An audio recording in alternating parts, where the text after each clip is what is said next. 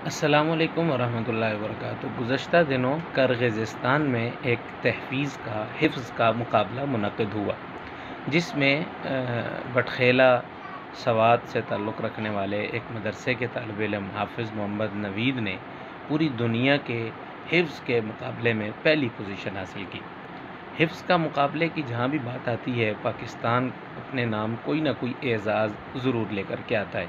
جیسے کہ حالیہ دنوں میں آپ نے دیکھا ہوگا کہ مسجد حرام بیت اللہ شریف کے بالکل ساتھ وہاں پر عالمی سطح کا ایک حفظ کا مقابلہ ہوا۔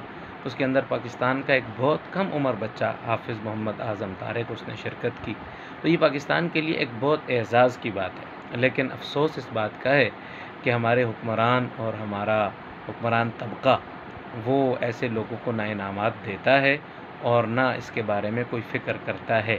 اگر یہی مقابلہ سپورٹس کے کسی چیز کا ہوتا، کرکٹ کا، فٹ بال کا یا والی بال کا یا پھر کسی اور چیز کا، تو سارے دوڑے چلے جاتے، ان کو اپنے وزیر اعظم اور صدر ہاؤسز میں ان کی دعوت کی جاتی، ان کو بلایا جاتا، انعامات اور اعزازات سے نوازا جاتا۔